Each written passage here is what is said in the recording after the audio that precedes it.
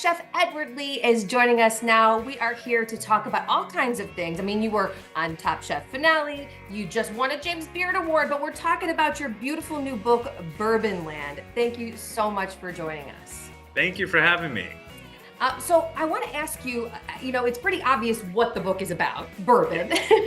But who is it for, and how can people really enjoy and best use it? So to me, the book is for the enthusiast, the person that's bourbon curious, the person that has a loved one or a friend that is really into whiskey. There's a lot of whiskey books out there, and I'm a chef. Yeah. So when I approached the subject of bourbon, I wanted to approach it as a chef. I'm not a whiskey connoisseur. I don't rank bourbons. I don't make bourbon. I'm not going to, tell you the mash bills of everything. What I really wanted to do was demystify some of these kind of terms around bourbon and really bring it home and say, it's a very opinionated book. Here's how I drink it. Here's how I like it. Here's what I think is cool about it. And most importantly, here's how to cook with it. Because as a chef, I've been cooking with bourbon for over 20 years.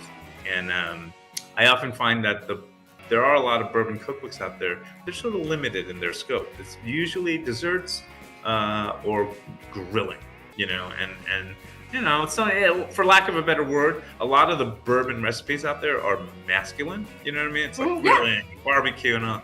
And I think that does bourbon disservice because there's so many subtle notes, floral notes, yeasty notes, spice notes. There's so much in bourbon, and I didn't want to reduce it down to just barbecue. So there's a lot of recipes in there, marinating, vinaigrettes, sauces, obviously desserts, and there's butters, compound butters, and I just wanted to share all those 20 years of cooking with bourbon with people. Is it kind of the same rule as with wine? You don't want to cook with wine you wouldn't drink.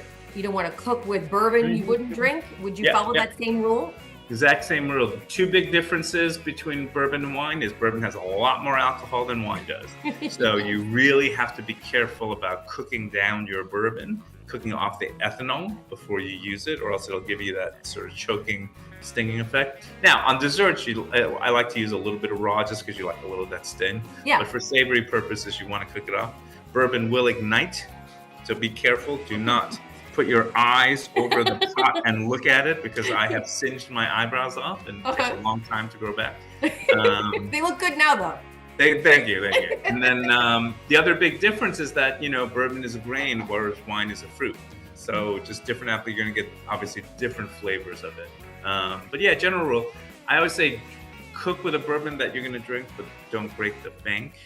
That's what I was going to ask you is bourbon is more expensive can be more expensive than bottles of wine. So you think, I'm going to put a half a cup of bourbon into a salad dressing or something like that. Are there more the ones that lend themselves more to cooking because they're less pricey and less valued? And don't forget, because it's a lot more alcohol in there, you have to cook it down more than you would wine. So you're really having to use a lot of bourbon. Listen, I always say,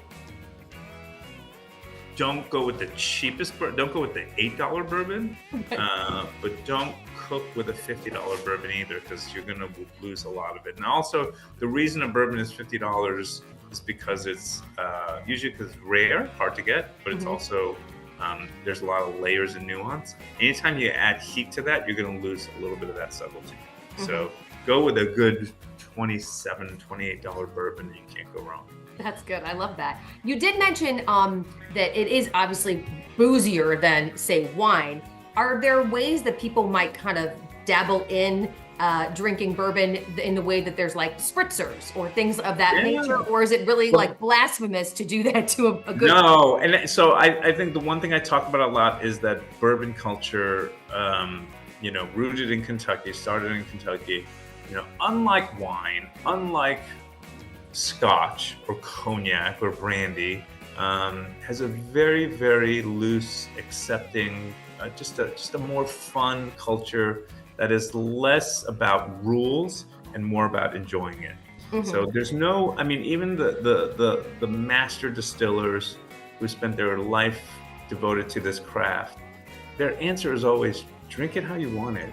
If you want to throw Diet Coke in there, I don't care, as long as you enjoy it. So I think that spirit is also what makes bourbon so popular and attractive right now. But yes, I think there's the one thing that's great about bourbon is that it's a really nice foundation for a lot of cocktails. So, all right. So one of my favorite things I tried from the book was the onion jam. Yeah, that's good. That's best. That is so great because you can put it on just about everything when you find something like that.